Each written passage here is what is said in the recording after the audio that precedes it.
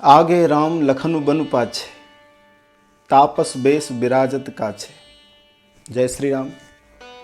आज का हमारा प्रसंग यही है कि वनवास के समय जब भगवान राम चले तो लक्ष्मण जी पीछे क्यों चले, लक्ष्मण जी के पीछे चलने का कारण क्या था। वैसे रामायण का हर प्रसंग, रामायण का हर पात्र हमें प्रेरणा ही देता है, पूरी मानव जाति को, पूरे मानव समाज को एक सद्मार्ग बताता है। रामचरितमानस का उद्देश्य यही है, दयहंती नो मानवा। यह ग्रंथ किसी एक संप्रदाय के लिए नहीं है, संपूर्ण मानव जाति के लिए ही है। और राम जी ने अपने जीवन के हर क्षण में, हर प्रसंग में हमें प्रेरणा ही दी है। चाहे वो राज्य का प्रसंग हो, चाहे वनवास का प्रसंग हो, चाहे कोई भी प्रसंग हो, राम जी ने हमेशा सद्मार्ग के लिए ही, मर्यादा के लिए ही उनका यह अवतार था। और मर्यादा की हर बात उनके जीवन में परिलक्षित होती है, दिखती है, दिखाई देती है। एक ऐसा ही प्रसंग है, भगवान राम जब वनवास में चले तो लक्ष्मण पीछे क्यों थे। उसके पहले हम एक बात ये जान लें कि जिस राम राज्य की दुहाई हम लोग देते हैं, क्या वो अकेले राम जी से पूर्ण होता है? राम राज्य अकेले राम जी से कभी पूरा नहीं हो सकता। तो उसमें भरत जैसा भाई भी चाहिए, लक्ष्मण जैसा भाई भी चाहिए, सीता जैसी पत्नी हो, माता कौशल्या, सुमित्रा जैसी माता भी हो, दशरथ जैसा पिता हो, हनुमान जैसा सेवक हो। इन सबको मिलाकर राम राज्य की स्थापना होती है। सबको जोड़ दें तब राम राज्य बनता है। कैसे चले भगवान श्री राम? आगे राम लखन बन पाछे। भगवान राम आगे हैं, सीता जी राम जी के पीछे हैं और लक्ष्मण जी सबसे पीछे हैं। लक्ष्मण जी पीछे चले। पीछे चलने के कई कारण हैं। एक कारण तो उनके बाल्यकाल से ही जुड़ा हुआ है। सभी भाई आपस में जब खेलते थे तो दौड़ की प्रतियोगिता हुई, जो जीतेगा उसको इनाम मिलना था। और इनाम क्या था कि हारने वाले की पीठ पर उसे सवार होना था। ये उनका इनाम था। लक्ष्मण जी बड़े चंचल चपल। भगवान श्री राम से उनकी प्रतियोगिता प्रारंभ हुई और राम जी तो भाइयों से हारते ही हैं। राम जी पिछड़ गए उस रेस में, लक्ष्मण जी जीत गए। राम जी शर्त के अनुसार अपनी पीठ पर लक्ष्मण को बैठाया। लक्ष्मण प्रसन्न, राम जी भी प्रसन्न। राम जी तो उसी में प्रसन्न होते हैं जिसमें अब उनके भाई प्रसन्न हो। लक्ष्मण जी भी प्रसन्न हुए। लेकिन एक व्यक्ति ऐसे भी थे जिनको बहुत दुख हुआ, और वो थे श्री भरतलाल जी। उसके पश्चात भरत जी ने लक्ष्मण जी को बुलाया एकांत में और लक्ष्मण से पूछा, लक्ष्मण तुम क्या जानते हो? दौड़ना तुम्हें ही आता है, हमें नहीं आता। अरे दौड़ना हम भी जानते हैं। एक काम करो, मेरे साथ दौड़ लगाओ, मैं तुम्हें बताता हूँ दौड़ना किसे कहते हैं। लक्ष्मण जी ने पूछा, भैया मुझसे अपराध क्या हुआ? बोले, अपराध ये हो गया कि जब राम जी दौड़ रहे थे तो तुम्हें राम जी को जीत जाने देना था, तुम्हें इतना नहीं दौड़ना था। और तुम क्या समझते हो राम जी से तुम जीते हो? राम जी से जीते नहीं हो, राम जी ने तुम्हें जिताया है। लक्ष्मण जी की आंखों में आंसू बहने लगे। उन्होंने भरत जी से कहा, भैया मुझे क्षमा करें, मैं आपकी सौगंध खाकर कहता हूँ कि कभी भी अब राम जी से आगे नहीं चलूँगा। और उस दिन से राम जी के आगे कभी लक्ष्मण जी गए भी नहीं। ये कारण तो बाल्यकाल से जुड़ा हुआ है। और भी कई कारण हो सकते हैं लक्ष्मण जी के पीछे चलने के।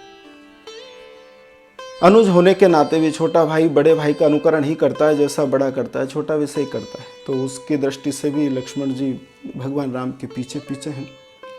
एक सुरक्षा की दृष्टि से भी लक्ष्मण जी राम जी के पीछे हैं। लक्ष्मण जी इतनी तीव्र दृष्टि है लक्ष्मण जी की कि वो बहुत पहले ही भाप लेते हैं संकट को। आप देखना रामचरितमानस में भी जब माता सती सीता जी का बेस बनाकर आई तो राम जी से पहले लक्ष्मण जी ने सती जी को देखा था। राम जी को बताया नहीं, उन्हें पता था कि राम जी तो जान ही लेंगे, उन्हें बताना आवश्यक नहीं समझा। लेकिन राम जी के पहले लक्ष्मण जी ने सती जी को देख लिया था, तो सुरक्षा की दृष्टि के कारण भी लक्ष्मण जी पीछे चले। आध्यात्मिक दृष्टि से हम देखें तो राम ब्रह्म है, उभय बीच सिय सोहति कैसी, ब्रह्म जीव बिच माया जैसी। राम ब्रह्म है, सीता जी माया का स्वरूप है और लक्ष्मण जीव का प्रतिनिधित्व करते हैं। ब्रह्म, जीव और माया, ये तीनों है। आगे ब्रह्म है, बीच में माया है और पीछे जीव है। माया कभी ब्रह्म से आगे नहीं चल सकती, वो मायापति है। मायापति के सामने माया का बस नहीं चलता। तो भगवान राम आगे हैं, ब्रह्म आगे है, माया पीछे है। तो जीव की स्थिति क्या है? बोले जीव सबके पीछे है और उनके चलना का भी एक तरीका है। भगवान राम जब चलते हैं तो उनका चलना देखिए, तीनों जने जब चलते, तो भगवान राम जब चले तो उनके एक कदम के आगे दूसरे कदम के बीच में जो दूरी थी, तो सीता जी पीछे थी। सीता जी ने अपना चरण राम जी के चरण चिन्हों पर न रखते हुए उस बीच की दूरी में रखा अपना चरण। अब उस दूरी में कोई, उस जगह में कोई चरण रख दे तो फिर इतनी जगह नहीं बचती कि तीसरा व्यक्ति उसमें रख दे, चरण रख दे।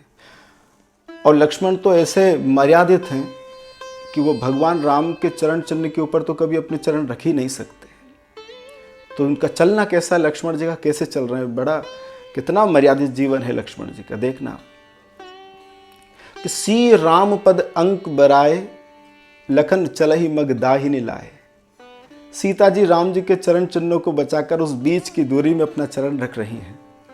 और लक्ष्मण जी कैसे चल रहे हैं? बोले वो दोनों के चरण चिन्हों पर अपना चरण रखना नहीं चाहते, वो लखन चलहि मग दाहिने लाए, वो दाहिने होकर चलते हैं, दाहिने एक तरफ होकर चलते हैं लक्ष्मण जी। चलने का ढंग भी बड़ा विचित्र है कि जब जीव ब्रह्म को पाने जाता है तो बीच में माया आकर खड़ी हो जाती है, और माया जब आ जाती है तो व्यक्ति, जीव ब्रह्म को तो भूल जाता है और माया ही माया उसको दिखाई देती है, वो वहीं रह जाता है, आगे बढ़ ही नहीं पाता। लेकिन लक्ष्मण जी पूरे जीवों को बताते हैं कि ब्रह्म को अगर देखना है तो भले ही बीच में माया आ जाए तो उस माया को अवरोधक नहीं बनने देना। माया बीच में आ जाए तो भी हमारी दृष्टि ब्रह्म के ऊपर रहना चाहिए, उसे विस्मृत नहीं करना चाहिए, उसे भूलना नहीं चाहिए। हम सब जीवों को लक्ष्मण जी बता रहे हैं कि हमें किस प्रकार माया के बीच में होते हुए भी ब्रह्म को भूलना नहीं चाहिए। कई कारण होते हैं, वचनबद्ध भी थे, भरत जी को वचन दे रखा था, वचनबद्ध भी थे। तो इस प्रकार लक्ष्मण जी के पीछे चलने के कई कारण बताए गए हैं। राम आगे क्यों चले, सीता जी बीच में क्यों चली, ये तो कभी किसी अगले वीडियो में हम आपको बताएंगे। और उसके भी कई गंभीर कारण है मित्रों। राम जी आगे क्यों चल रहे हैं, सीता जी बीच में क्यों हैं। कई जगह तो ऐसा भी आता है कि लक्ष्मण जी एक तरफ चलने लगे तो इतना सकरा रास्ता था कि लक्ष्मण जी जब एक तरफ चलते तो उनके चरणों में कांटे लगते, लेकिन फिर भी उन्होंने राम जी के चरण चिन्हों पर उन्होंने अपना चरण नहीं रखा। शायद यही कुछ कारण रहे होंगे लक्ष्मण जी के पीछे चलने के। धन्यवाद। जय श्री राम।